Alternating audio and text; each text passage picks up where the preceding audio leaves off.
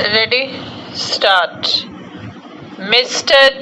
Deputy Chairman, sir, I support this bill. I congratulate the Honorable Minister of Health for bringing this bill.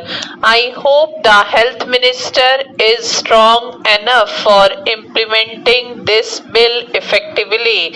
This food adulteration and drug adulteration are very serious crimes. The offenders like adulterants and adulterators are both anti-national and anti-social without any doubt. There are many kinds of adulterations.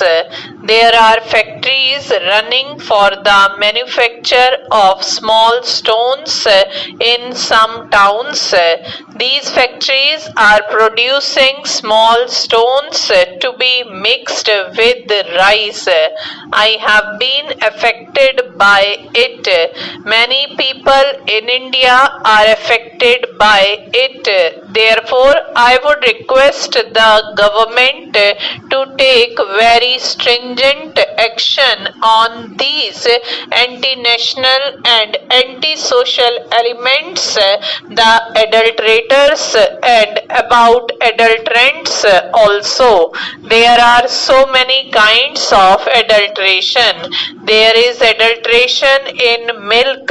Nowadays, I cannot say whether the milk vendors are pouring water into milk or they are actually pouring milk into water. This is the extent of adulteration. I have seen it in many cities and also in villages. There is adulteration in tea leaves and in coffee powder. There is adulteration in mutton by mixing beef. There is adulteration in ghee. You are all aware of these things. There is adulteration in cold drinks also. Adulteration is no doubt a serious crime.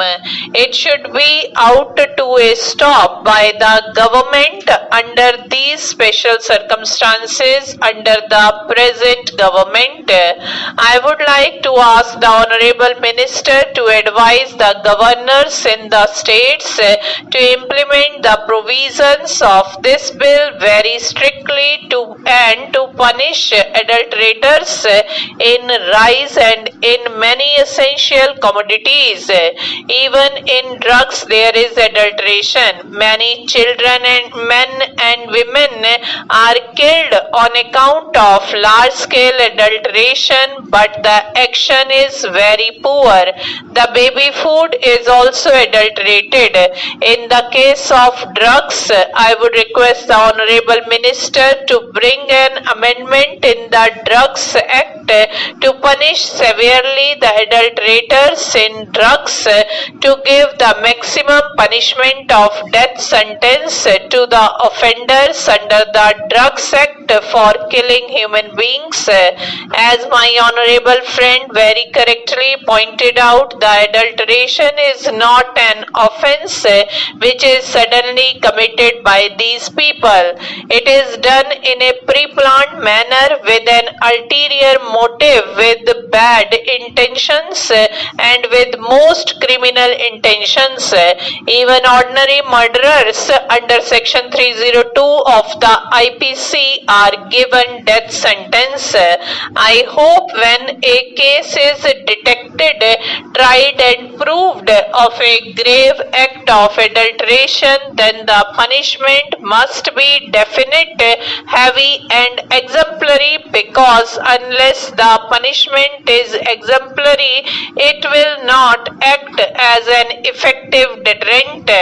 I would like to say a few words about voluntary agencies, social organizations and public-spirited men and women have a great part to play in all these spheres, and I hope the government will do everything in their power to see that voluntary agencies and the public-spirited individuals are given all encouragement and assistance, because although the state's hands is bound to be and must be a watching hand on states is bound to be and must be a watching hand on checking the evil, and it has to be helping hand. The responsibilities must be greater and stronger. It is from that angle that the consumers' interests, the consumers' council and the consumer movements, as one sees in countries like the UK and USA and the other countries, must also be helped to develop in our country. There are certain defects in the bill. Under the existing section, there is a provision that the sample taken by the food inspector shall be divided into 3 parts. One will be given to the person from whom the sample is taken, the other is sent to the local health authorities, and the third one is sent for public analysis to the public analyst. The provision of giving a sample to the person concerned is a safeguard against manipulation and misuse by the food inspector and persons connected with his department. This salutary safeguard is sought to be taken away by amending the provisions of this act. Therefore, it should be restored, because the government's intention is to prevent harassment of the honest traders. Secondly, adulterant has been defined in this bill as any material which is used for adulteration. That has not been defined in this bill at all.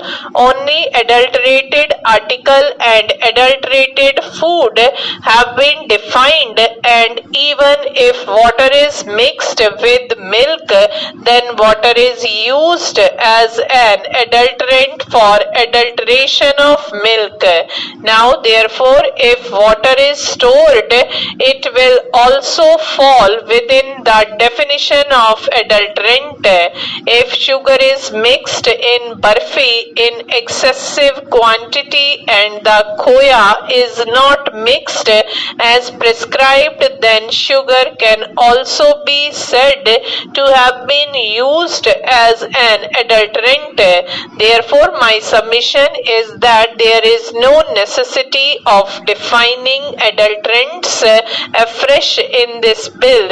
In the old bill, it has been laid down that any material which is used for adulteration can be seized by the food inspector. Stop.